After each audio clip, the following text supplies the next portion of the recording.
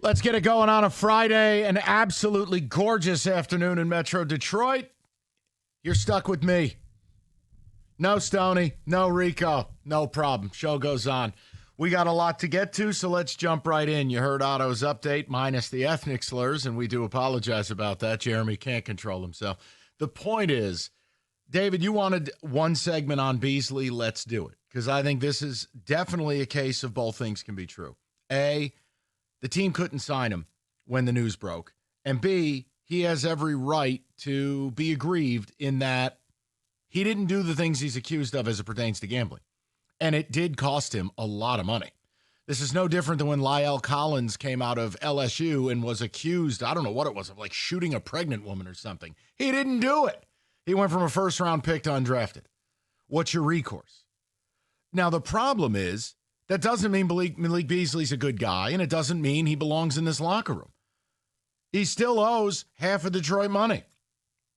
He's still not somebody I want around, and I do feel like the team moved on from him, and I do feel like most people liked him more than they should have, thought he was better than he actually is, but I have no problem if he feels aggrieved, because that came out so fast. Right as he was about to sign a contract.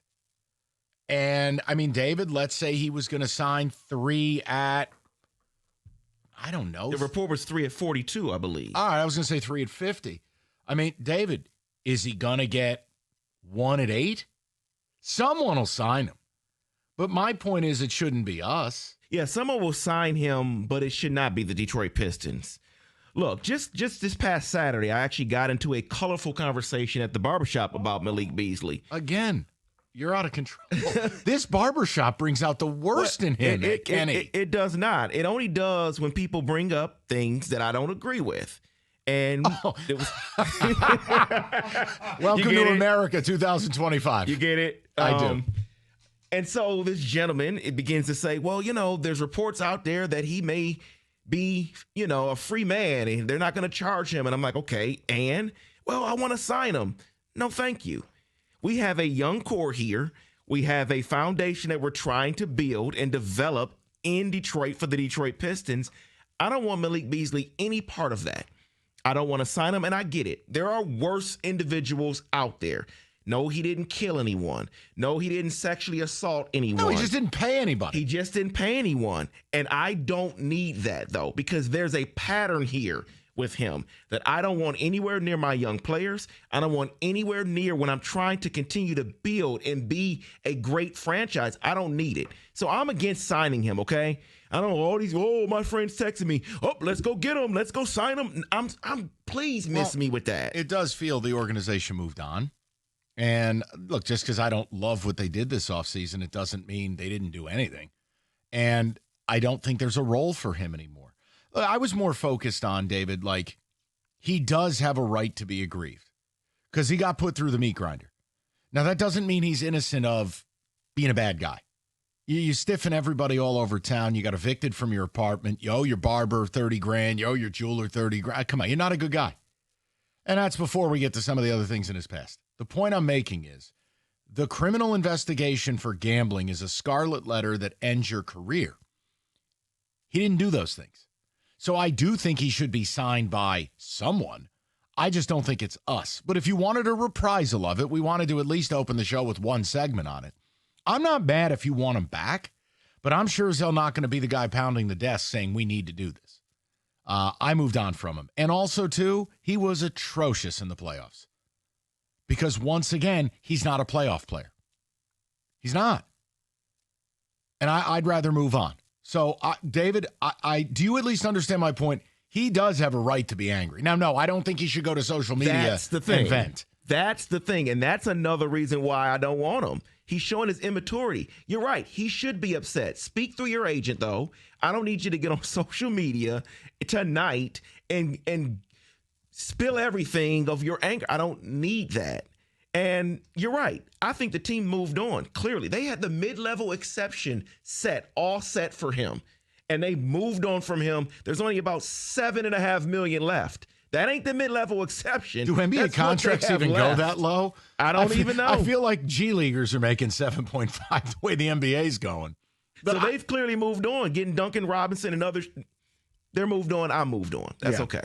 But he's got a right to be pissed. I mean, that report came out, and you're like, wait, so that cost you all that? But I don't need him here. Also, side note, real quick, David, this barbershop continues to be a mystery to me. It has quite a reputation. But would Kenny be welcome there? No. Okay. No, he would not be welcome there. Wow. That's a quick answer for me. Wow. So your barbershop is like Georgetown basketball in the 90s? Not exactly. I just don't think Kenny would be welcome. Wow. So it's not white people, it's that white person. There are white people that come through. Now, do you have to have like a VIP membership? You don't have to have a membership. There's like a reference process. A reference. Yeah, so how do we Evan goes there. How do we get tapped into the black barbershop? Like how does that work? I can send some messages. I can find out. But Kenny would not be allowed. Oh, I know he would not be allowed. Not even just close. too hillbilly.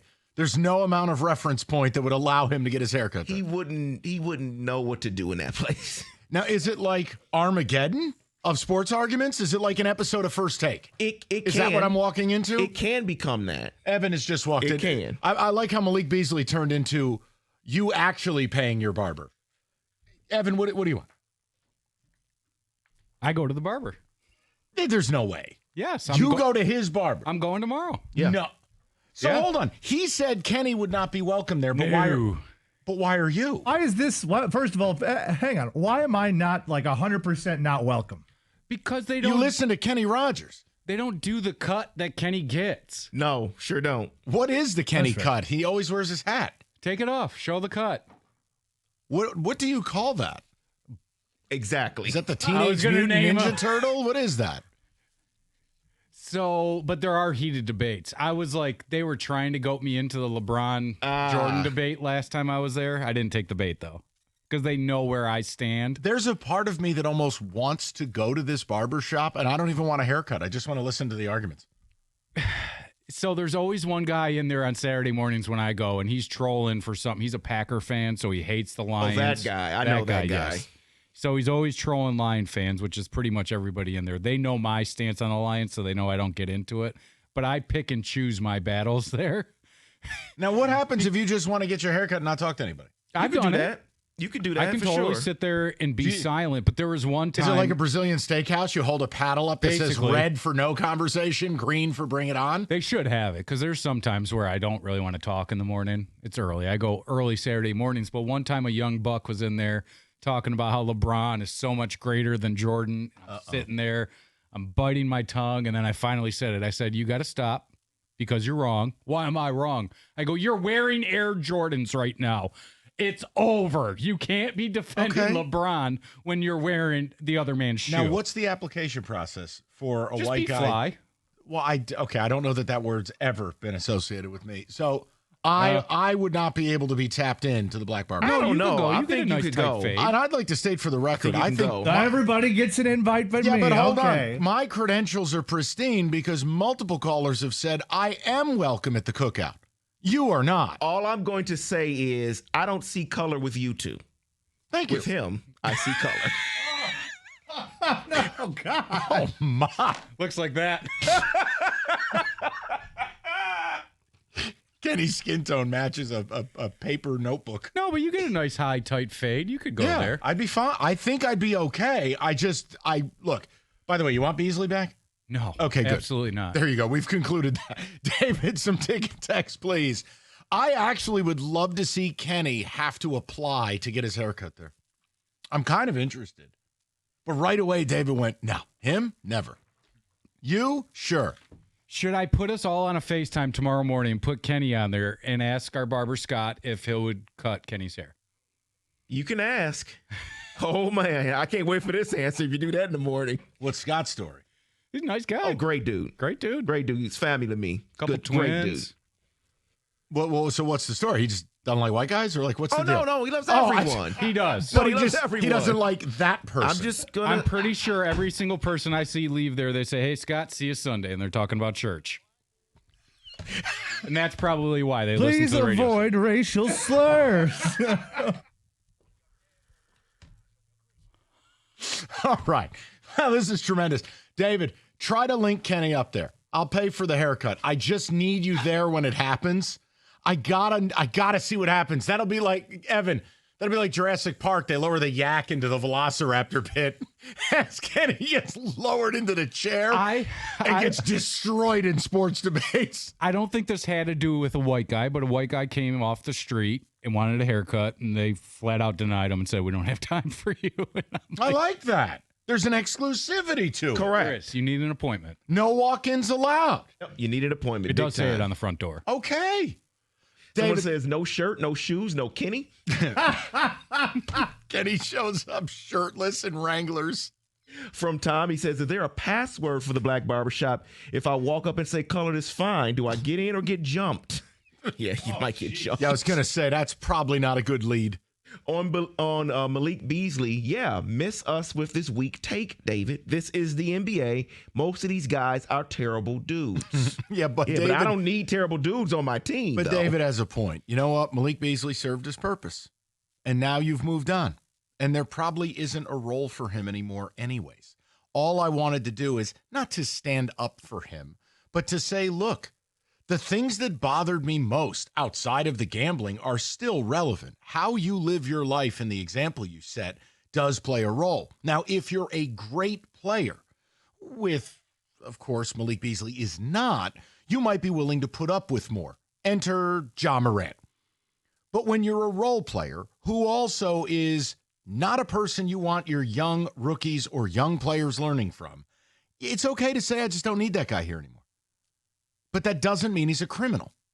So, again, it's kind of a complicated thing. But no, I wouldn't want him back. Go ahead. Zion Williamson is talented enough where you deal with that. You deal with the outside noise. You're right, but his outside noise is he can't keep it in his pants and he's 400 pounds. That's different than he just doesn't pay anybody. Now, some other issues with Malik as well, though. So Okay, also noted,